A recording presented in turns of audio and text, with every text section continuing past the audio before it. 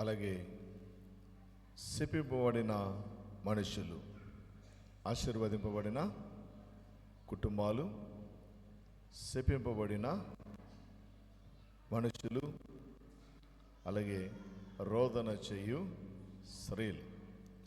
క్లుప్తంగా వీరి గురించి జాగ్రత్తగా మనం విందాం. బైబిల్ గ్రంథంలో మనం గమనించినట్లయితే ఆదికాండములో 4వ అధ్యాయము ఇక 4వ వచనమును మనం గమనించగలిగి ఉన్నట్లయితే, మొట్టమొదటిగానే దేవుడు తన స్వరూపంలో చేసిన ఆదాము,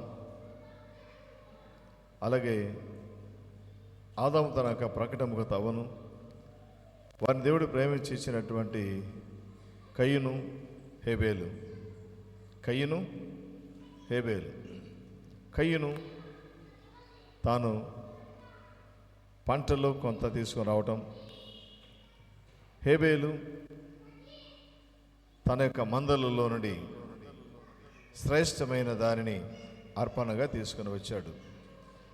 హేబేలు తన మందలలో తొలుచూలిన పుట్టిన వాటిలో క్రొవ్విన వాటిని కొన్ని తెచ్చెను. యెహోవా హేబేలును అతని అర్పణను లక్ష్య పెట్టెను. కయ్యను అతని అర్పణ ఆయన లక్ష్య పెట్టలేదు. కాబట్టి కయ్యనుకు మిక్కిలి కోపం వచ్చి అతని ముఖం చిన్నబుచ్చుకొనగా, యెహోవా కయ్యనుతో, నీకు కోపమేలా? నీ ముఖము చిన్నబుచ్చుకొని నవేమి? నీవు సత్క్రియ చేసిన ఎడల తల ఎత్తుకొనవా? సత్క్రియ చేయని ఎడల వాకిట పాపం పొంచి ఉండను. ఇక్కడ గమనించినట్లయితే దేవుడు కయ్యను అర్పణ అంగీకరించాడు, హేబేలు అర్పణ అంగీకరించాడు. కయ్యను అర్పణ అంగీకరించలేదు, హేబేలు అర్పణను అంగీకరించాడు. మరి ఈ సమయంలో గమనించినట్లయితే కయ్యను తన తమ్ముడైన హేబేలును చంపాడు. ఒక దినం అడిగాడు, కయ్యను నీ తమ్ముడు అయిన హేబేలు ఎక్కడా అని అన్నప్పుడు, వాడికి నేను ఏమైనా కావలి వాడనా అన్నాడు. కయ్యను దేశ దిమ్మరుగా తిరగటం మనం చూస్తాం. తిరిగాడు. హేబేలు అర్పణ దేవుడు అంగీకరించాడు. అలాగే అబ్రహామును చూడండి. అబ్రహాము అంతగా ఆశీర్వదింపబడడానికి కారణం ఏమి? బైబిల్ గ్రంథంలో దేవుని మాట వినటమే, లోబడటమే, ఆయనకిష్టముగా జీవించటమే, అలాగే తన యొక్క జీవితాన్ని మీరు ఆదికాండం 17వ అధ్యాయం 1 నుంచి 5 వచనాలు మీరు ఇంటికి వెళ్ళి జాగ్రత్తగా చదవగలిగినట్లయితే అబ్రహాము యొక్క ఆశీర్వాదాన్ని మనం చూస్తాం. అదే ఆదికాండం 12వ అధ్యాయంలో అబ్రహాము పట్ల దేవునికి ఉన్నటువంటి మరి అబ్రహాం తన జీవితంలో దేవుని ద్వారా పొందుకొనిచిన కొన్ని వాటిని మనం చూడగలం. గొప్ప జనంగా చేస్తాను అన్నాడు, నిన్ను ఆశీర్వదిస్తాను అన్నాడు, నీ నామమును గొప్ప చేదును అన్నాడు, నీవు ఆశీర్వాదముగా ఉంటావన్నాడు, నిన్ను ఆశీర్వదించు వారిని ఆశీర్వదిస్తానన్నాడు, నిన్ను శపించు వారిని శపిస్తానంటాడు, భూమి యొక్క సమస్త వంశములు నీ యందు ఆశీర్వదింపబడును అంటూ ఉన్నాడు. అదే ద్వితీయోపదేశకాండం 28వ అధ్యాయానికి వచ్చేసరికి మొదటి నుంచి అంటాడు, యెహోవా మాట శ్రద్ధగా వింటే నేడు ఆశీర్వాదములన్నీ నీకు ప్రాప్తించును. గర్భఫలమే కానీ, భూమి యొక్క పంటయే కానీ, దుక్కుడెద్దులు కానీ, మందలు కానీ, చేతి పనే కానీ, పిండి పిసుగు తొట్టే, ఇలాగూ ఆయన మాట వింటే ఆశీర్వాదములన్నీ నీకు ప్రాప్తించును అంటూ ఉన్నాడు. కాబట్టి గమనించినట్లయితే దేవుని యొక్క ఆశీర్వాదం మన జీవితంలో పొందాలి అని అంటే మొదటి ఆరాధనలో మనం విన్నాం, మనకు కలిగిన దానిలో దేవునికి ఇవ్వటం ద్వారా నీ యొక్క భూమి పంటలు కానీ, నీ కూలీలు, నీ జీతములు, నీ యొక్క వ్యాపారములు, నీ రాబడి అంతటిలో నీ కలిగిన దానిలో 10వ భాగాన్ని ప్రభుకు అర్పించమని వాక్యములు మనం చూస్తూ ఉంటున్నాం. కాబట్టి గమనించినట్లయితే ఈ సమయంలో ఇటు ఆశీర్వాదం మన యొక్క జీవితంలో అనుభవించాలి అంటే మనం ఏం చేయాలి? మొదటి యొక్క ఆరాధనలో మనం విన్నాం, దేవుని యొక్క ఆశీర్వాదాలకు వారసులుగా ఉండటానికి దేవుడు మనల్ని ఉంచాడు. మరి దేవుని ఆశీర్వాదాలు మనము, మన పిల్లలు, మన కుటుంబాలు, మన సంఘం అనుభవించాలి అనంటే మనకు కలిగింది దేవునికి ఇవ్వాలి. అందుకే సమర్పణ చేయము ప్రభువునకు నీ దేహము, నీ ధనము, నీ సమయాన్ని ప్రభువుకు మనం ఇచ్చేవారముగా ఉండాలని జ్ఞాపకం చేస్తూ ఉంటూ ఉన్నాను. ఎబేజు ప్రార్థనలో కూడా అదే, ఆశీర్వదించు, నన్ను ఆశీర్వదించు. అట్టి ప్రార్థన మనం చేయగలుగుతూ ఉంటూ ఉన్నామా? ఒకసారి మన జీవితాలను పరీక్షించుకుందాం, పరిశీలన చేసుకుందాం. కాబట్టి గమనించి ఉన్నట్లయితే చూడండి, యాకోబును కూడా చూడండి. యాకోబు ఏం చేశాడు? ఆదికాండం 27వ అధ్యాయంలో రాత్రంతా దేవునితో పెనుగులాడాడు, ప్రార్థన చేయడం మొదలుపెట్టాడు. నువ్వు దీవిస్తేనే కానీ నిన్ను విడిచిపెట్టను, నువ్వు దీవిస్తే కానీ విడిచిపెట్టను అన్నాడు. యాకోబుని ఇశ్రాయేలుగా మార్చాడు, ఉన్నతంగా ఆయనను ఆశీర్వదించాడు. 12 మంది కుమారులను, ఒక కుమార్తెను. అంతేకాకుండా యాకోబు తన ఉన్నతమైనటువంటి ఆశీర్వదింపబడిన కుటుంబముగా దేవుడు వర్ధిల్లింప చేయగలిగాడు. అలాగే నోవహును కూడా చూడండి, 9వ అధ్యాయం 1వ వచనములో నోవహు యొక్క కుటుంబాన్ని, నోవహు యొక్క కుటుంబాన్ని ఆశీర్వదించిన విధానాన్ని మనం చూస్తున్నాం 9వ అధ్యాయం 1వ వచనములో. మరియు దేవుడు నోవహును అతని కుమారులను ఆశీర్వదించి, దేవుడు నోవహును అతని కుమారులను ఆశీర్వదించి, మీరు ఫలించి, ఒకటి ఏం చేయమన్నాడు? మీరు ఫలించి అభివృద్ధి పొంది. మనం దేవునిలో ఏం కావాలి? ఫలించాలి. దేంట్లో ఫలించాలి?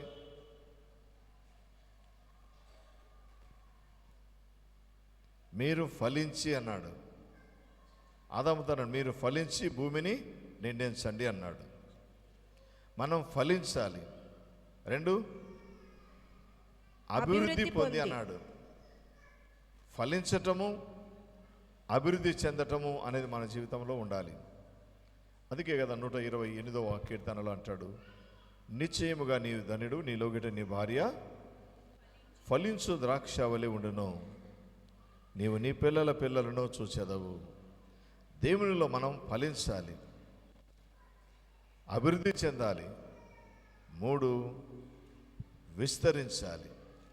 ఫలించాలి, అభివృద్ధి చెందాలి, విస్తరించే వారముగా ఉండాలి. మనము, మన తర్వాత మన యొక్క పిల్లలు, వారి యొక్క పిల్లలు భూమి మీద దేవుడు సిద్ధపరిచిన ప్రతి ఆశీర్వాదాలు అనుభవించే కుటుంబాలుగా ఉండాలి అనంటే, ఒక బాధ్యత కలిగిన తండ్రిగా, బాధ్యత కలిగిన ఒక తల్లిగా నీవు నీ కుటుంబంలో నీ పిల్లల కొరకు నీవు ప్రార్థన చేయించు ఉన్నావా? ఒకసారి మన జీవితాలను పరీక్షించుకుందాం, పరిశీలన చేసుకుందాం. కాబట్టి దేవుడు తన యొక్క ఉచితమైన కృప చొప్పున యేసుక్రీస్తునందు కాగా, యేసుక్రీస్తునందు మీ ప్రతి అవసరమును తీరుస్తాను అంటాడు. ఫిలిప్పీయులకు రాసిన పత్రికలో జాగ్రత్తగా మనం గమనించగలిగినట్లయితే, మరి నిజంగా మన యొక్క జీవితములో ఎల్లప్పుడూ ప్రభునందు కాగా, దేవుడు తన ఐశ్వర్యము చొప్పున క్రీస్తు యేసునందు మహిమలో మీ ప్రతి అవసరమును తీర్చును, మీ ప్రతి అవసరమును తీర్చును అన్నాడు. మీ చింత యావత్తు ఆయన మీద వేయండి, మీ చింత యావత్తు ఆయన మీద వేయండి.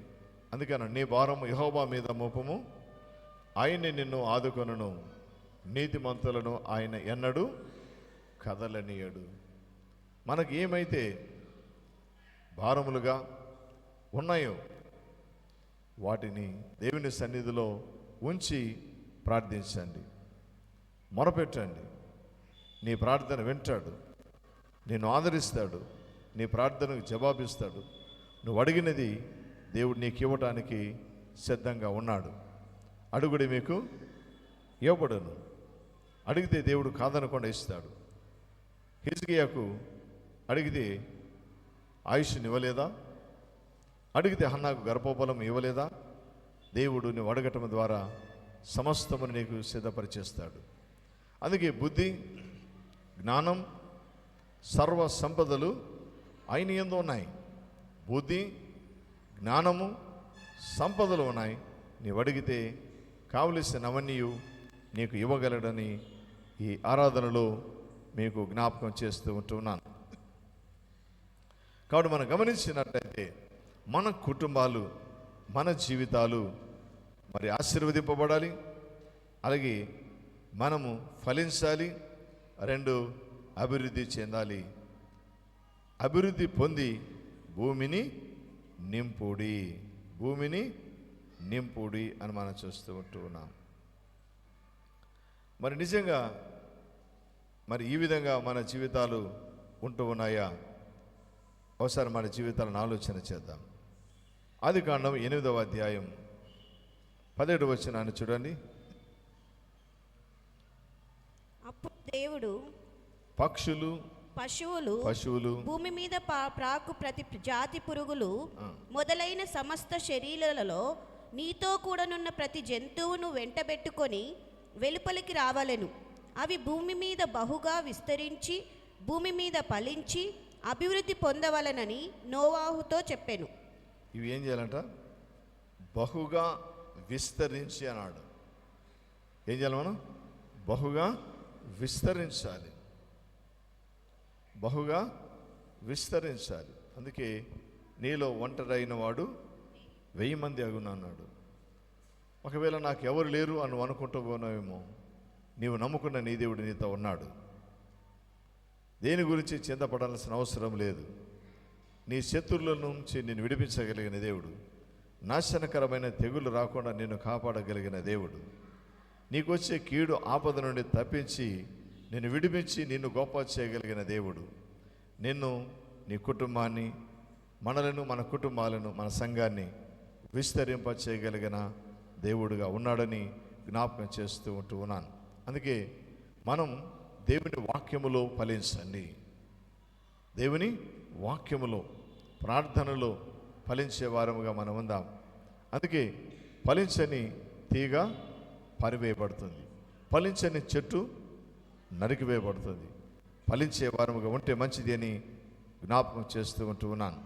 మరి ఆశీర్వాదములన్నీ మన జీవితంలో కావాలి అనంటే మనము ఆయన మాట వింటే ఆశీర్వాదం ఉంది. మరి శపింపబడిన కుటుంబాలు ఏమున్నాయి అని గమనించి ఉన్నట్లయితే, మరి ఎందుకు దేవుడు శపించబడిన కుటుంబాలు బైబిల్ ఎవరున్నారు? మనుషులు కూడా శపించబడ్డారు. ఇప్పుడు మీరు ఒక పాట పాడారు, అభిషేకం అభిషేకం అని పాడారు. మరి ఏలియన్ వెంబడించిన ఎలీషా రెండింతల ఆత్మను అభిషేకింపబడ్డాడు, రెండింతల ఆత్మతో నింపబడ్డాడు. కానీ ఆ ఎలీషాను వెంబడించిన గెహాజీ తన కుటుంబానికి ఏం తెచ్చిపెట్టాడు?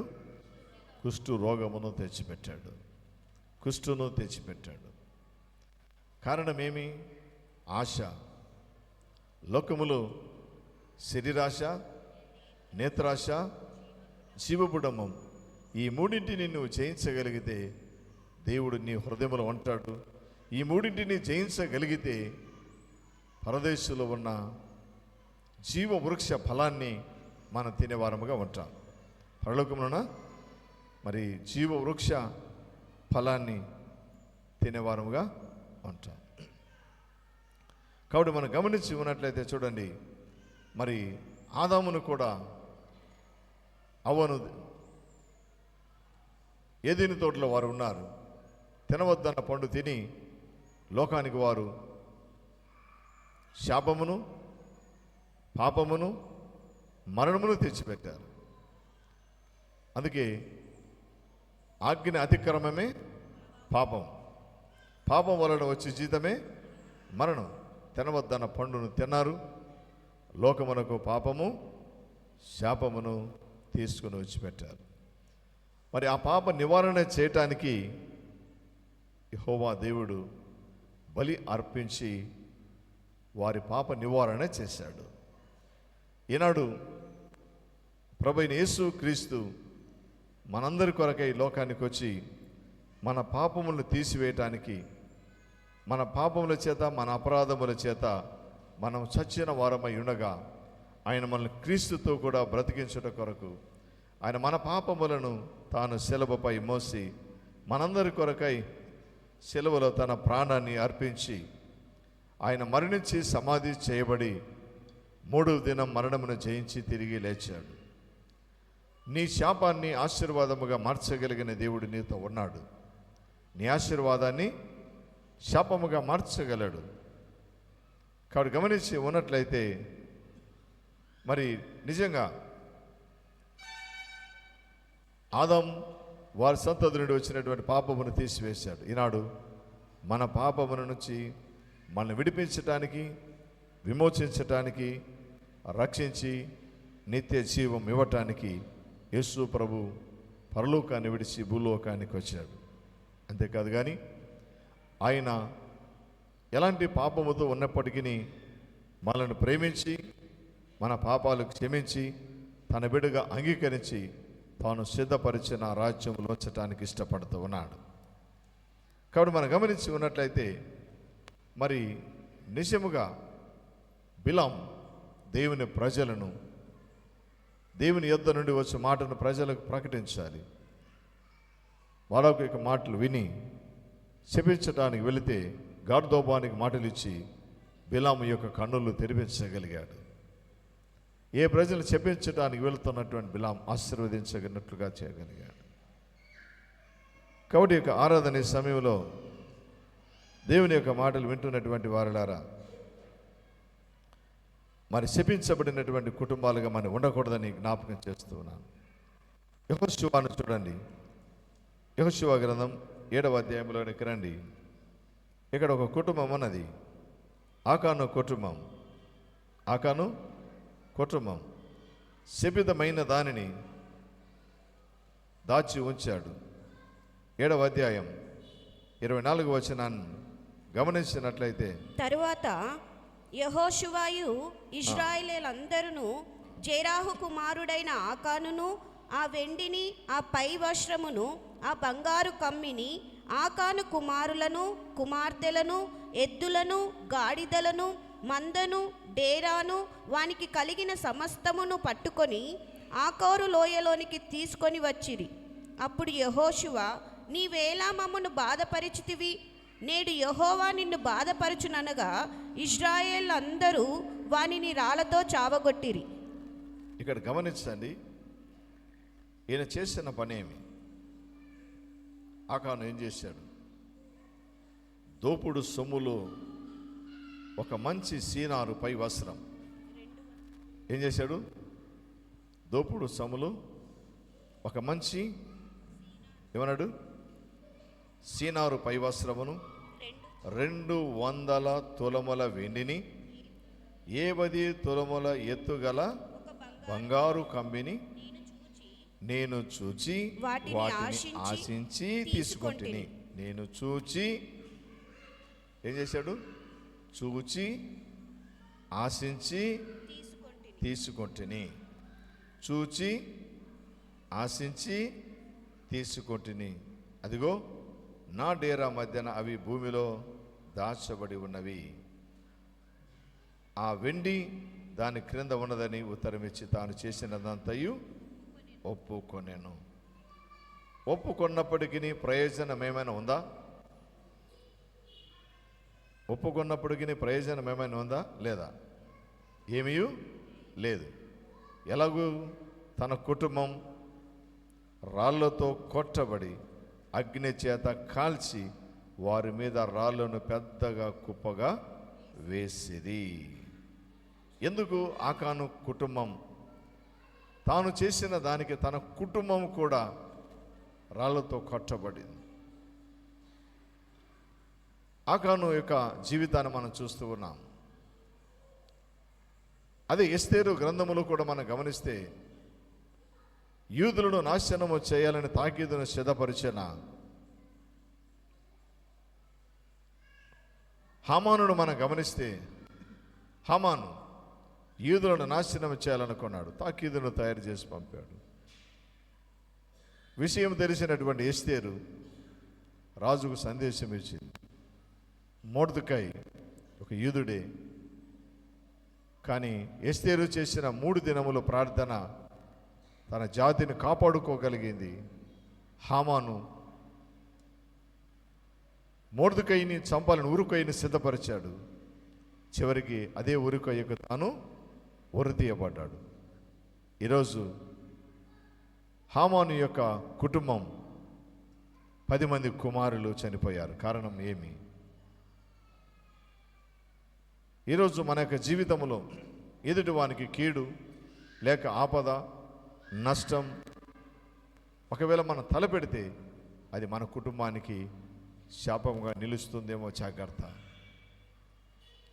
మన జీవితంలో మన కుటుంబానికి మనం ఆశీర్వాదకరముగా ఉందాం, అంతేగాని శాపముగా ఉండకూడదని మీకు జ్ఞాపకం చేస్తూ ఉన్నాను.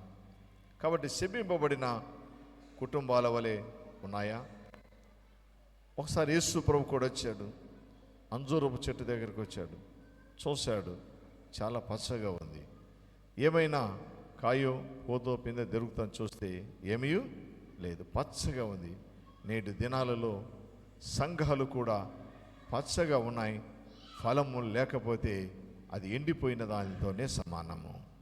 ఎండిపోయిన దానితోనే సమానం. దేవుడు నీకు మంచి వ్యాపారము, మంచి ఉద్యోగము, మంచి పంటను, ఆదాయ వనరులను దేవుడు ఇచ్చి ఉన్నప్పటికీ దేవునికి నీవు ఇవ్వలేని స్థితిలో ఉంటే కూడా ఆ పచ్చని అంజూరపు చెట్టు ఎలాగూ ఎండిపోయినదిగా ఉన్నదో నీ జీవితం కూడా అంతే. నీ జీవితం కూడా అంతే. కాబట్టి మనకు కలిగినది పచ్చగా ఉండటం కాదు, కానీ మనం ఫలములు కలిగిన వారముగా ఉంటే మంచిది అని జ్ఞాపకం చేస్తూ ఉన్నాను.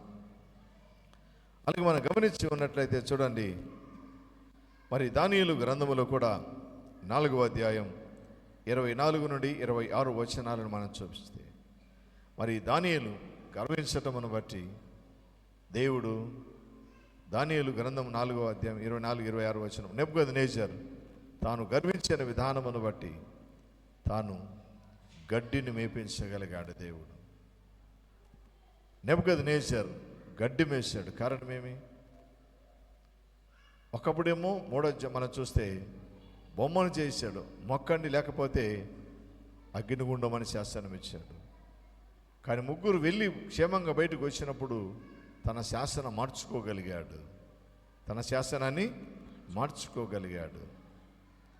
మరి ఏ మనుషులైతే నా రాజ్యంలో నా ప్రజలు షడ్రక్ మెషక్ అబేద్నెగో అని వారు దేవుని దూషిస్తారో వారిని నేను తూతునీయులుగా చేస్తాను అన్న శాసనం మాట ఇచ్చాడు.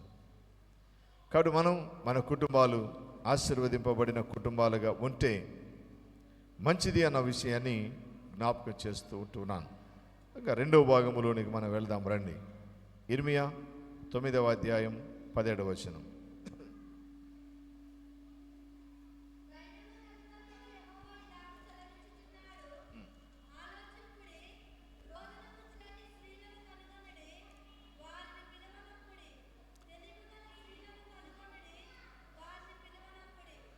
ఇక్కడ సైన్యములకు అధిపతి యెహోవా సెలవిచ్చుచున్నాడు, ఆలోచింపుడి, రోదన చెయ్యు స్త్రీలను కనుగొనుడి. ఏ స్త్రీలంట? ఆ ఇంటి సంగతులు ఇంటికి మోసే స్త్రీలా, లేకపోతే దేవుని యొక్క మాటలు అనేకులకు ప్రకటించే స్త్రీలా? మనం ఎలా ఉన్నాం? రోదన చెయ్యి స్త్రీలను కనుగొనుడి, వారిని పిలువనంపుడి. ఏం చేయాలంట? రోదన చెయ్యు స్త్రీలను కనుగొనండి. బైబిల్ గ్రంథంలో ఎవరు రోదన చేశారు?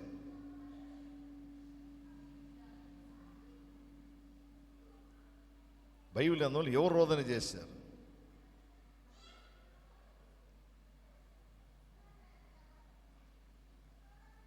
జాగ్రత్తగా మనం గమనించినట్లయితే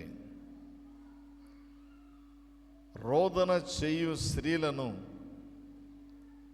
కనుగొనుడి అంటూ ఉన్నాడు ఇక్కడ. ఏ స్త్రీలనట?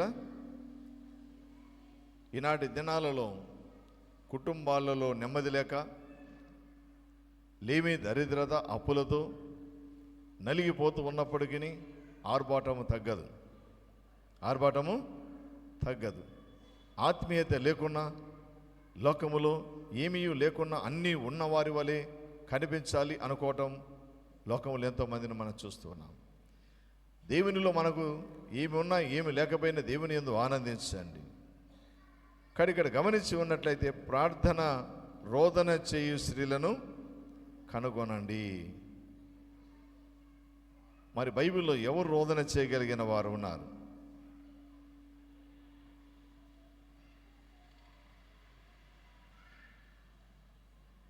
ఎవరు చేశారు?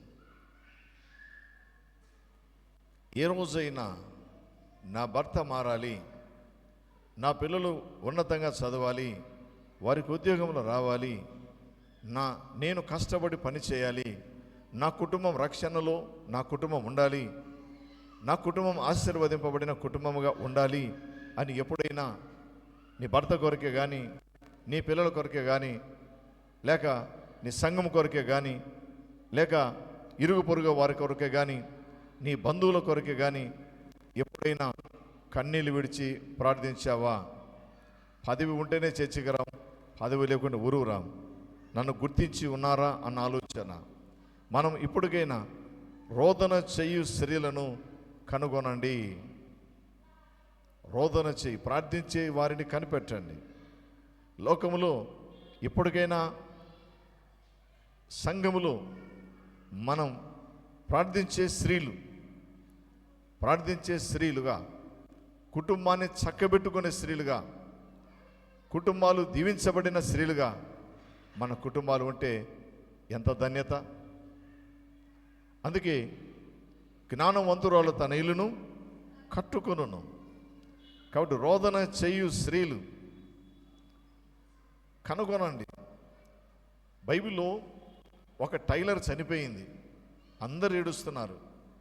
బైబిల్లో ఒక టైలర్ చనిపోయింది. ఎవరామె? ద్వారకా. ఇంకో పేరు తబిత. ఎందుకు ఏడ్చారు ఆమె చచ్చిపోతే? ఎందుకు ఏడ్చారు? ఆమె ఏం చేసింది? ఎందుకు ఏడ్చారు అందరూ? ఒకసారి అపోస్తల కార్యాన్ని మనం గమనిస్తే అక్కడ ద్వారకాను మనం గమనించగలం. ఆ వచనాన్ని, ఆ భాగాన్ని కానీ మనం జాగ్రత్తగా గమనించగలిగి ఉన్నట్లయితే మరి ఆమె చేసినటువంటి పనులన్నిటిని బట్టి 9వ అధ్యాయంలో మనం గమనించగలం. ఇక్కడ ఏమి అని మనం గమనిస్తే, దోర్కా తమతో కూడా ఉన్నప్పుడు కుట్టిన అంగీలను వస్త్రములను చూపుచు అతని ఎదుట నిలిచిది. కాబట్టి ఈమె ఏం చేసింది అంటే, పేతురు ఈ 9వ అధ్యాయము 36వ వచనము నుండి 40 వరకు గమనిస్తే, మరియు ఈమె యొప్పేలో తబిత అను ఒక శిష్యురాలు ఉంది. ఈమెకు ద్వారకా అనేటువంటి పేరు. ఆమె సత్క్రియలను ధర్మ కార్యములను బహుగా చేసి ఉండెను. చాలా జాగ్రత్తగా గమనించండి. ఏం చేసింది ఆమె? ఏం చేసింది? సత్క్రియలను. అంటే ఆమె ధనవంతురాలా? కాదే. ఏమైనా మంచి ఉన్నత ఉద్యోగం కలిగినటువంటి స్త్రీయా? కాదే. లేక ఉన్నతమైన అధికారం కలిగినటువంటి స్త్రీయా? కాదే. ఆమె ఏం పని చేస్తుంది?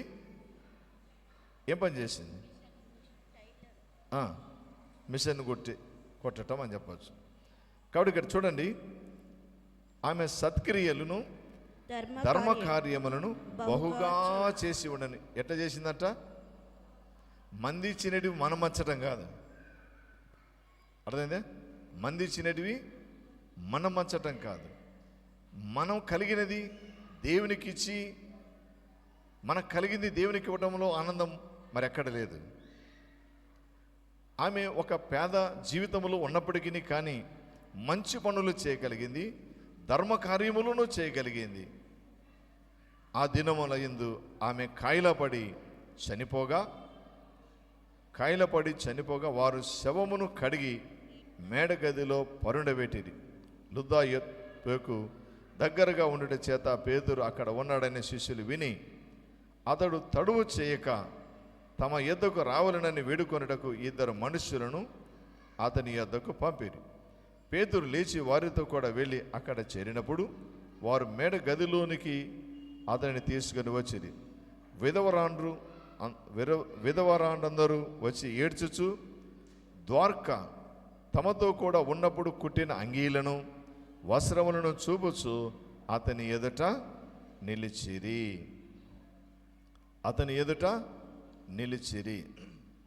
ఇక్కడ గమనించదగినటువంటి మాట ఏమైనా ఉంది అని అంటే, మనకు కలిగిన దానిలో ఎదుటి వారికి ఇవ్వటం, సహాయము చేయటం, ఆకలిగా ఉన్నప్పుడు ఆహారం పెట్టండి, వస్త్రహీనతగా ఉంటే వస్త్రం ఇవ్వండి. ఒకవేళ గూళ్ళు అల్మారలు అవి నిండినా పనికి రాకపోయినా, ఒకవేళ అవి చూస్తూ ఉంటారు కానీ అవి అలాగే మడతల్లో చినిగిపోయినా పర్వాలేదు, కానీ వేరే వాళ్ళకి ఇవ్వడానికి కూడా మనసు ఉండదు. చచ్చిపోయిన తర్వాత మూట కట్టి ఎక్కడ పారేస్తారు? మేము సమాధి పోతున్నప్పుడు గంటలు కనపడుతుంటాయి, పండుకునే రగ్గులతో సహా, దిన్లతో సహా, పరుపులు కూడా కనపడుతుంటాయి. ఇక్కడ అంటే బతికినప్పుడు మనకు కావలసినవన్నీ ఉంచి ఎదుటి వారికి ఇవ్వటంలో ఆనందం ఉందా లేదా? ఒకసారి ఆలోచన చేయండి అని చెప్పేసి, ఎవరైతే మనం వెళుతున్నప్పుడు మన పరిసర ప్రాంతాలలో ఎక్కడైనా కనిపించినప్పుడు వారిని చూసి సహాయం చేయండి. కాబట్టి దేవుని పిల్లలు ఉన్నటువంటి జాలి, దయ, కనికరము, సహాయము చేయగలిగిన మనస్సు మనం కలిగి ఉండాలి. మరి ఈమె ఏం చేసింది? సత్క్రియలు, ధర్మ కార్యములను చేసింది. దేవుడు జ్ఞాపకం చేసుకున్నాడు. పేతురు ఆమెను బ్రతికించగలిగాడు. ఇదే 10వ అధ్యాయంలో ఇంకొక వ్యక్తి కూడా కనపడతాడు, కొర్నేలి. అతను ఎలాంటి వాడంట? భక్తిపరుడు, అలాగే బహుధర్మం చేయవాడు, ప్రార్థన చేయవాడు. ఎలాంటి వాడంట? భక్తిపరుడు, అలాగే బహుధర్మము చేయవాడు, ఎల్లప్పుడూ ప్రార్థన చేయవాడు. అలాగే భక్తిపరుడు, బహుధర్మము చేయవాడు, ప్రార్థన చేయవాడు. తాను చేసిన ధర్మకార్యములు, తాను చేసిన ప్రార్థన దేవుని సన్నిధికి జ్ఞాపకార్థముగా చేరినవి అని 4వ వచనములు మనం చూస్తాం. ఈరోజు మనము కూడా మన జీవితంలో ఉన్నతమైన ఉద్యోగం కలిగినటువంటి వాడు కొర్నేలి. శతాధిపతి అయిన కొర్నేలి ఉన్నతమైన ఉద్యోగం తాను కలిగి ఉన్నప్పటికీ భక్తిని విడిచిపెట్టలేదు, నీతిని విడిచిపెట్టలేదు, ప్రార్థన చేయడం విడిచిపెట్టలేదు. కాబట్టి మన జీవితంలో ఏదైనా దేవుడు మనకు కలిగి ఇస్తే మదించి దేవుని మరిచిపోయేవారు ఎంతోమందిని మనం చూస్తాం. దేవుని సన్నిధికి రాలేని వారిని కూడా ఎంతోమందిని మనం చూస్తాం. సోమవారం మొదలుకొని శనివారం వరకు పని చేయండి, ఆదివారం దేవుని సన్నిధికి రండి, దేవుని కుటుంబ సమేతముతో ఆరాధించండి. యెహోషువ అన్నట్టుగా నేనును నా ఇంటి వారును యెహోవాను సేవించేదం. కాబట్టి రోదన చేయు స్త్రీలను కనుగొనండి. రోదన చేయు స్త్రీలను కనుగొనండి. నాకు సమాధానం రాలేదు. ఒక 4గురినైనా మీరు చెప్తారేమో అని ఆశపడుతున్నా. వచ్చే వారమైనా చెప్పండి. ఎప్పుడు? రోదన చేయు స్త్రీలు. ఎందుకు రోదన చేశారు? ఎవరి కోసం చేశారు? రోదన చేయు స్త్రీలు బైబిల్లో ఎవరున్నారు? హాగరు అరణ్యములో తన కుమారుడు ఏడుస్తున్నప్పుడు ఆమె ఏం చేసింది? రోధించి ప్రార్థించింది. దేవుడు ఆమె దాహమును తీర్చగలరు. చిన్న బిడ్డ ఏడుపును విన్నట్టుగా మనం చూస్తాం. కాబట్టి గమనించినట్లయితే మరి ఒకటి, రోదన చేయు స్త్రీలను కనుగొనుడి. ఈరోజు ఎస్తేరు తన జాతి కొరకు ఏం చేసింది? ప్రార్థన చేసింది. తన జాతిని విడిపించుకోగలిగింది. ఈరోజు రక్షణ లేని నీ బంధువులు, రక్షణ లేని కుటుంబాలు, నీ ఇరుగు పొరుగు వారు కానీ దేవుని మందిరానికి రాకుండా, వాక్యం వినకుండా, రక్షణ లేకుండా, మారుమనసు లేకుండా, బాప్తిసం లేకుండా ఒకవేళ ఉంటే వారి కొరకు కనిపెట్టి నువ్వు ప్రార్థన చేయి. వారి కొరకు కనిపెట్టి ప్రార్థన చేయి. అలాగూ చేయటం ద్వారా దేవుడు ఆ కుటుంబాలను రక్షించగలిగితే దేవుడు నీ కుటుంబాన్ని ఆదరించి ఆశీర్వదించగలడు. దేవుని యొద్ద నీకు మెప్పు బహుమానం కూడా ఉంటూ ఉన్నది. ఈ విషయాన్ని మనం గమనించవలసిన వారమై ఉంటూ ఉన్నాం. రెండవది ఎవరంట? తెలివి కలిగిన స్త్రీలను కనుగొనుడి. ఎవరంట? తెలివి కలిగిన స్త్రీలు. హేబేరు భార్య ఎవరు? హేబేరు భార్య ఏమో, నువ్వు చెప్పుకో, నువ్వేవో. ఇన్ని కొన్నాం, విడిచిపెట్టి కొన్నాం. ఇన్ని కొన్నాం, విడిచిపెట్టి కొన్నాం. ఎవరంట? అపోస్తల కార్యములో లూదియా గురించి చెప్తామే కానీ అపోస్తల కార్యములు 17వ అధ్యాయములో దమరి గురించి చెప్పరు. ఎవరమే? దమరి. దేవుని హత్తుకొన్నది, విశ్వాసం వచ్చింది, పునరుత్థానాన్ని నమ్మింది. ఎవరమే? దమరి. ఎవరమే? దమరి. కాబట్టి మనం గమనించినట్లయితే ఇప్పుడు మీకు ఏం చెప్పాను? ఇప్పుడేం చెప్పాను?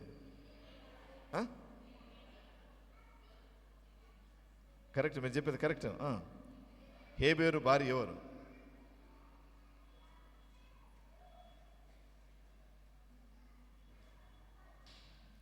బారాకును చంపిన స్త్రీ ఎవరు?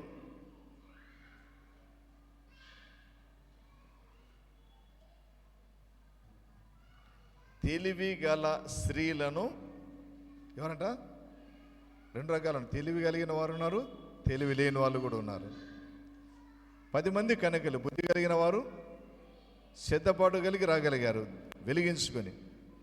5 మంది బుద్ధి కలిగిన వారు, 5 మంది బుద్ధి లేని వారు.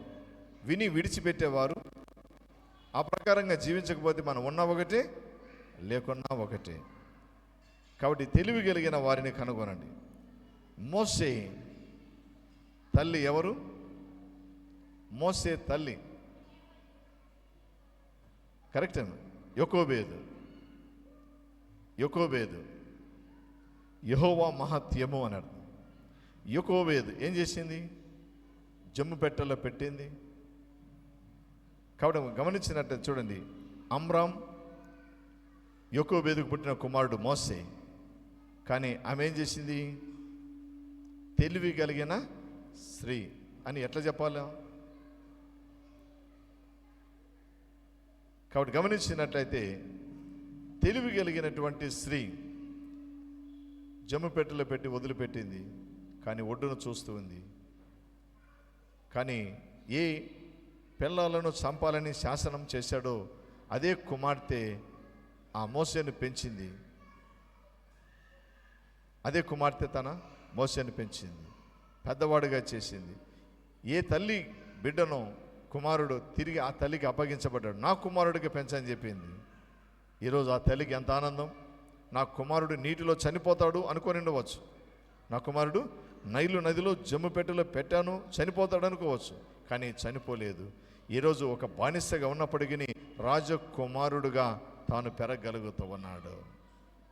రోదన చేయు స్త్రీలను కనుగొనుడి, తెలివి కలిగిన స్త్రీలను కూడా కనుగొనుడి. మీరు రాయవలసిన పాఠం ఏదైనా ఉంది అని అంటే పాఠం చెప్తారు కానీ హోంవర్క్ ఇయ్యరు. అంతేనా? పాఠం చెప్తారు కానీ హోంవర్క్ ఇయర్. మీరు యూట్యూబ్లో కొడతారు, నెట్లో సెర్చ్ చేస్తారు, బైబిల్నే చదువుతారు. బైబిల్లో తెలివి కలిగిన వారు ఎంతమంది ఉన్నారు, తెలివి లేని వారు ఎంతమంది ఉన్నారు అన్న విషయాన్ని మీరు గమనించి, అలాగే నటించే స్త్రీలు కూడా ఉన్నారు. ఎవరంట? ప్రార్థన చేయండి, వారి గురించి ఒక బుక్ అని రాయేద్దాం కదా. వీరు ఎలాంటి వారంటే మరి తెలివి కలిగినటువంటి స్త్రీగా మనం ఉంటే మంచిది అని జ్ఞాపకం చేస్తూ ఉన్నాను. వాక్యాన్ని వినింది, తన కుటుంబాన్ని రక్షణలోనికి నడిపించుకున్నది. లూదియా వలె మన కుటుంబాలు ఉంటే ధన్యత. లూదియా వలె మన కుటుంబాలు ఉంటే ధన్యత అని జ్ఞాపకం చేస్తూ ఉంటూ ఉన్నాను. బైబిల్ గ్రంథములో మాట వినని స్త్రీలు కూడా ఉన్నారు. అవ్వ వినిందా? తినవద్దన్న పండును తినింది, పాపం లోకానికి తెచ్చిపెట్టింది. మాట వినని స్త్రీలు. నయ్యోమి వినిందా? లేదంటే లేదు. పోవాలంటే పోవాలా. ఎక్కడికి? బెత్లెహేమును విడిచి మోయాబుకి. ఎక్కడికి వెళ్ళిపోయారు. భర్త చనిపోయాడు, కుమారులు చనిపోయారు. వార్ప ముద్దు పెట్టుకున్నది అతను, కానీ రూతు తన అత్తతో పాటు రాగలిగింది. నీ జనమే నా జనం, నీ వారే నా వారు, నువ్వు ఉండు చోట నేను ఉంటా. మాట వినని స్త్రీలు. యెజబేలు స్త్రీ విన్నదా? భర్తను పక్కకు పెట్టి పెత్తనం చేతిలో పెట్టుకొని చివరికి భయంకరమైన చావగలిగింది. అతల్య, ఎవరంటే ఆమె? అతల్య పిల్లలను లోకములో విచ్చలవిడిగా పెంచగలిగిన తల్లిలు ఉన్నారు. నువ్వు అలా ఉన్నావేమో, జాగ్రత్త. కాబట్టి మనం గమనించినట్లయితే ఒకసారి మన జీవితాలు పరీక్షించుకుందాం. తెలివి కలిగిన స్త్రీలు ఎవరున్నారు? రోదన చేయ స్త్రీలు ఎవరున్నారు? అందులో 5 మందిని, ఇందులో 5 మందిని రాసి వచ్చే వారం ఒక పేపర్ తెచ్చి అక్కడ పెట్టండి. ఎంతమందిని? రోదన చేయు స్త్రీలు. మీరు కూడా నీ భర్త మారాలని, పిల్లలు మారాలని, నా కుటుంబం ఆశీర్వదింపబడాలని, నా కుటుంబం రక్షణలో ఉండాలని మనం కూడా కన్నీళ్లు విడిచి ప్రార్థించి మన కుటుంబాలను చక్కబెట్టుకునే వారంగా ఉంటే మంచిది అని జ్ఞాపకం చేస్తూ ఉంటూ ఉన్నాను. కాబట్టి రోదన చేయు స్త్రీలను కనుగొనుడి. చదవండి. రోదనము చేయు స్త్రీలను కనుగొనుడి, వారిని పిలువనంపుడి. తెలివి గల స్త్రీలను కనుగొనుడి, వారిని పిలువనంపుడి. ఇక్కడ ఏం చేయాలంట? నా పేరు రాసుకో, పాటలు వానికి క్వైర్లో నేను ఉంటా. లైన్ మాత్రం ఆ స్తంభం వరకు నిలబడమంటే కూడా నిలబడతారు. ఏంటికి? పాటలు పాటి ఫోటో దిగి ఫ్రేమ్ ఇంట్లో పెట్టుకోనికి అంతే. వాక్యం వినడానికి మంగళవారం రానికి రానే రాదు. ఆ రోజు మాత్రం రావాలంటే రావాలా, పాడాలంటే పాడాలా. నా ఫోటో చిన్న గణపన్న పరుల ఫోటో అయితే ఉండాలా. కాబట్టి గమనించి, ఇప్పటికైనా మన జీవితంలో మాట వినని స్త్రీలు ఉన్నారు. అలాగే మనం ఉండకుండా దేవుని మాట వినే స్త్రీలుగా, దేవుని మాటకు లోబడే స్త్రీలుగా, దేవునిని వెంబడించే స్త్రీలుగా, దేవుని చేత ఆశీర్వదింపబడిన కుటుంబాలుగా మన కుటుంబాలు ఉంటే మంచిది అని మీకు జ్ఞాపకం చేస్తూ ఉంటున్నాను. కాబట్టి ఈ యొక్క ఆరాధన సమయంలో రోదన చేయు స్త్రీలు ఎవరు, తెలివి కలిగిన స్త్రీలు ఎవరున్నారు అని ఒకసారి మీరు చక్కగా వ్రాయండి. చివరిగా ఒక మాట జ్ఞాపకం చేసుకొని ప్రార్థన చేసుకుందాం. కాబట్టి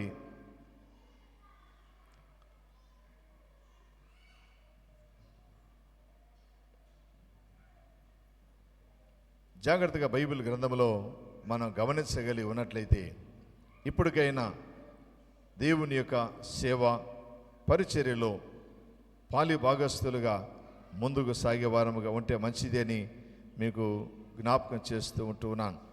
సువార్తను ప్రకటించిన స్త్రీలు ఎవరు? సమరయ స్త్రీ పాపాన్ని విడిచిపెట్టి లోకంలో ప్రకటించలేదా? మగ్దలేని మరియ 7 దయ్యములు పడితే విడిపిస్తే పునరుత్థానుడైన యేసును చూడటానికి సమాధి యొద్దకు వెళ్ళలేదా?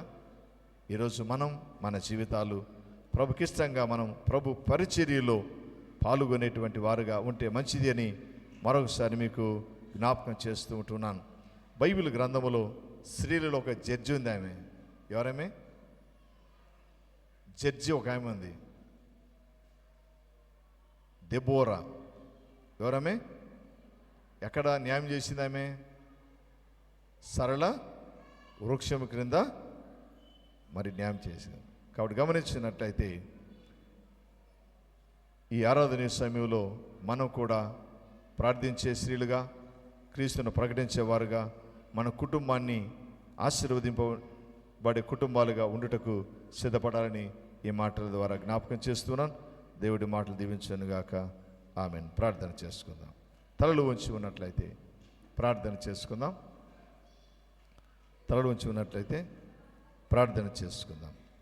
ఆశీర్వదింపబడిన కుటుంబాలు, శపింపబడిన కుటుంబాలుగా, అలాగే బైబిల్లో కొందరిని మనం గమనించగలిగి ఉన్నాం. ప్రభా, నన్ను, నా కుటుంబాన్ని ఆశీర్వదించయ్యా. ఒకప్పుడు నేను తెలివి లేక అవివేకంతో నేనున్నానేమో, నేను ఇప్పటి నుంచి నాకు ప్రార్థన రాదు, నాకు ప్రార్థన నేర్పించయ్యా. వాక్యం వింటాను కానీ జ్ఞాపకం ఉండదు, నా జ్ఞాపక శక్తి దయచేయి ప్రభువా. ఇంతవరకు నా భర్త, నా పిల్లలు మారి నీ సన్నిధిలో మేమందరం నేను ఆరాధించే కుటుంబాలుగా మా కుటుంబాలు ఉండాలని ప్రార్థన చేయండి. ప్రార్థన చేయండి. తలలు వంచి ఉన్నట్లయితే చిన్న ప్రార్థన చేసుకుందాం. ప్రార్థన చేసుకుందాం. తలలు వంచి ఉన్నట్లయితే మన వద్దటువంటి సంఘ దానమయ్య గారు ప్రార్థన చేస్తారు.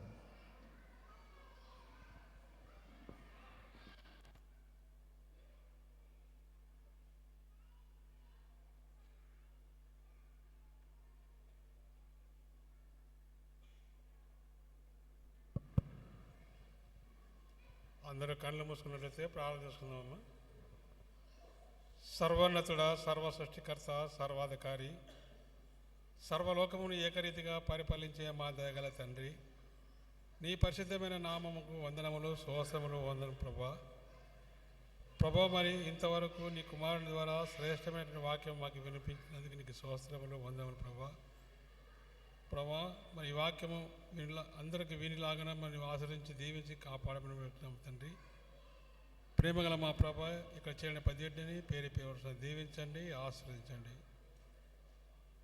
ప్రేమగల మా తండ్రి, మా సంఘంలో ఉన్న 10 బిడ్డని పేరు దీవించండి, ఆశ్రయించండి. సంఘ పెద్దలను, సంఘ కాపరిని, సంఘస్థులందరినీ పేరు దీవించి ఆశ్రయించమని వేడుచున్నాం తండ్రి. ప్రభా, ఈ మందిరకు వచ్చిన బిడ్డలందరినీ దీవించండి, ఆశ్రయించండి. ఎవరికి ఏ ఎరుకులు ఇబ్బందులు ఉన్నా వారిని ఆశ్రయించి దీవించి సహాయం చేసేవారి యేసు పరిశుద్ధ నామమున అడిగి వేడుకొంచున్నాం మా తండ్రి. ఆమేన్.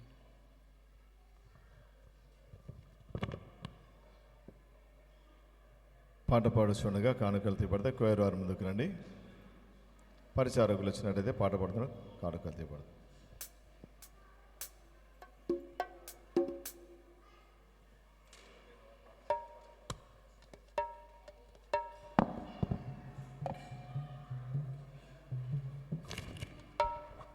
హల్లెలూయా.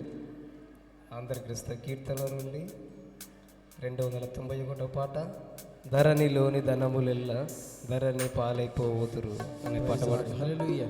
Praise lord. ధరణిలోని ధనములెల్లా ధరణి పాలైపోవును, ధరణి పాలైపోవును. ధరణిలోని ధనములెల్లా ధరణి పాలైపోవును, ధరణి పాలైపోవును. గరిమతోడా నీవు గైకొను, గరిమతోడా నీవు గైకొను. నిరతముండెడి ధనమును, నిరతముండెడి ధనమును. ధరణిలోని ధనములెల్లా ధరణి పాలైపోవును, ధరణి పాలైపోవును. యేసునందు నిత్య జీవం ఇప్పుడు దేవుడిచ్చును, యేసునందు నిత్య జీవం ఇప్పుడు దేవుడిచ్చును. తీసుకొను దాని వేగం దివ్యవరము కనం, తీసుకొను దాని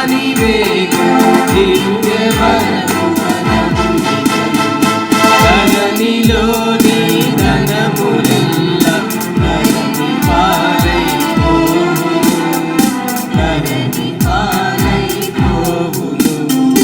విడువకు నీదు పాపములను తడవు చేయబోకుమి. విడువు నీదు పాపములను తడవు చేయబోకుమి. విడువకున్నా నీకు గల్గు వేదన విడువకున్నా నీకు గల్గు వేదన ధరణిలోని ధనములెల్ల ధరణి పాలైపోవును. ధరణి పాలైపోవును.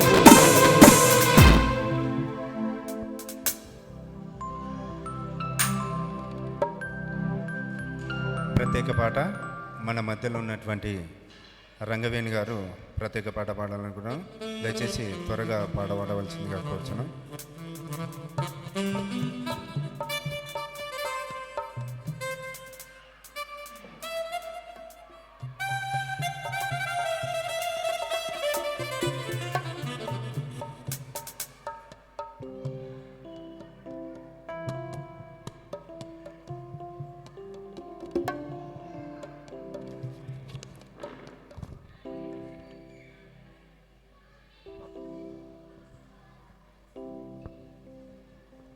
నీతో నా జీవితం సంతోషమే, నీతో నా అనుబంధం మాధుర్యమే. నీతో నా జీవితం సంతోషమే, నీతో నా అనుబంధం మాధుర్యమే. నా యేసయ్యా కృప చూపుచున్నావు, వాత్సల్యపూర్ణుడవై నా యేసయ్యా నడిపించుచున్నావు, స్ఫూర్తి ప్రదాతవై ఆరాధ్యుడా యేసయ్యా. నీతో నా అనుబంధం మాధుర్యమే, ఆరాధ్యుడా యేసయ్యా. నీతో నా అనుబంధం మాధుర్యమే, నీతో నా జీవితం సంతోషమే, నీతో నా అనుబంధం మాధుర్యమే.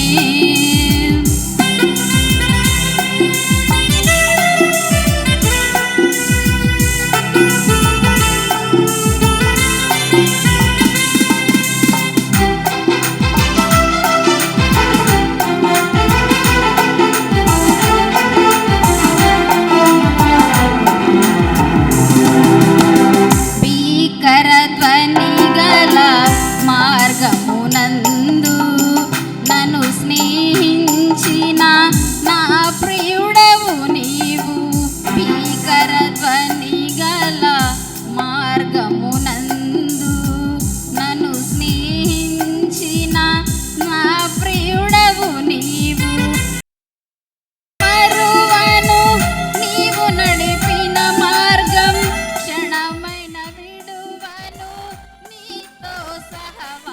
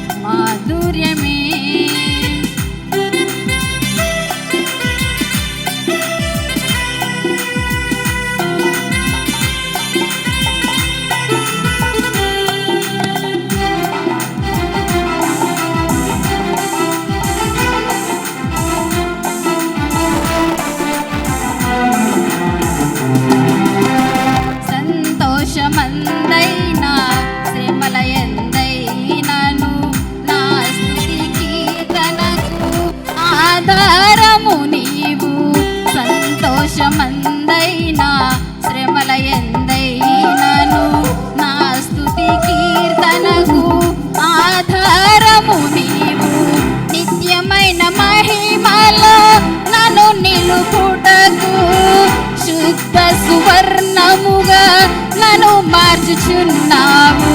నిత్యమైన మహిమలో నన్ను నిలుపుటకు శుద్ధ సువర్ణముగా నన్ను మార్చుచున్నావు.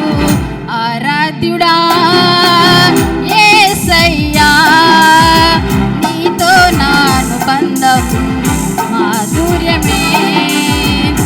ఆరాధ్యుడా యేసయ్యా, నీతో నా అనుబంధం మాధుర్యమే. నీతో నా జీవితం సంతోషమే. నీతో నా అనుబంధం మాధుర్యమే.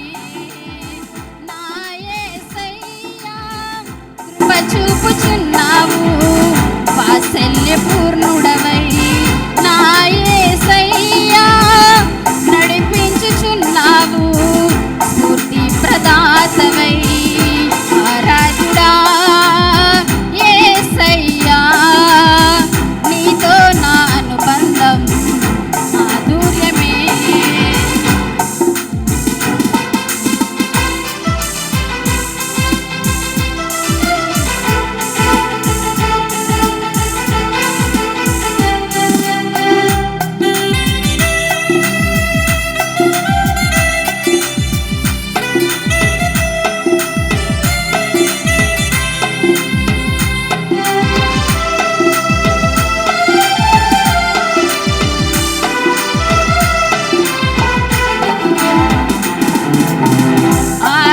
ఆకాశమందుండి ఆశీర్వదించితివి. అభాగ్యుడనైన నేను కనికరింపబడితిని. ఆకాశమందుండి ఆశీర్వదించితివి. అభాగ్యుడనైన నేను కనికరింపబడితిని. నీలో నిలుచుటకు బహుగా ఫలించుటకు నూతన కృపలతో నన్ను నింపుచున్నావు. నీలో నిలుచుటకు బహుగా ఫలించుటకు నూతన కృపలతో నన్ను నింపుచున్నావు. ఆరాధ్యుడా యేసయ్యా, నీతో నా అనుబంధం మాధుర్యమే. ఆరాధ్యుడా యేసయ్యా, నీతో నా అనుబంధం మాధుర్యమే. నీతో నా జీవితం సంతోషమే. నీతో నా అనుబంధం మాధుర్యమే. నా యేసయ్యా, కృప చూపుచున్నావు వాత్సల్య పూర్ణుడవై. నా యేసయ్యా, నడిపించుచున్నావు స్ఫూర్తి ప్రదాతవై. ఆరాధ్యుడా యేసయ్యా, నీతో నా అనుబంధం మాధుర్యమే.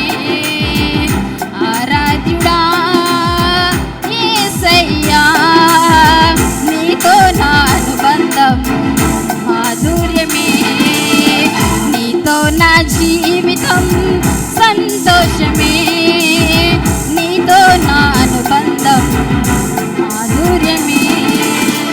హల్లెలూయా.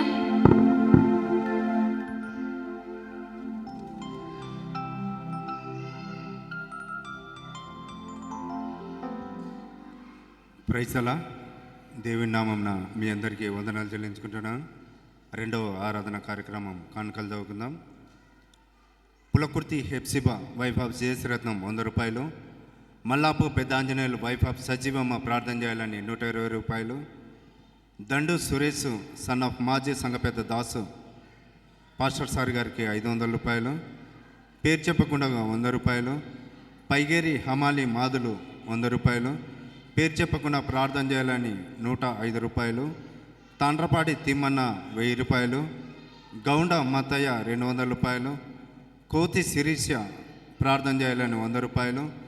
బొజుగు లలితమ్మ వైఫ్ ఆఫ్ జాన్ ఆచారం కొరకు 100 రూపాయలు. పైగేరి చిన్న యశోద వైఫ్ ఆఫ్ మధువర్ధన్ రాజు 500 రూపాయలు. మాజీ పరిచారకురాలు శేషమ్మ వైఫ్ ఆఫ్ మాజీ సంఘ పెద్ద దాసు 500 రూపాయలు. అలాగే మాజీ పరిచారకుడు లింగరాజు కొత్త ట్రాక్టర్ తెచ్చినాడు. మొదటి పాడి కానుకగా 510 రూపాయలు ఇచ్చినారు. ఈ కానుక నిమిత్తమై సంఘ కాపరి గారికి ఈ సమయాన్ని ఉపయోగిస్తున్నాం.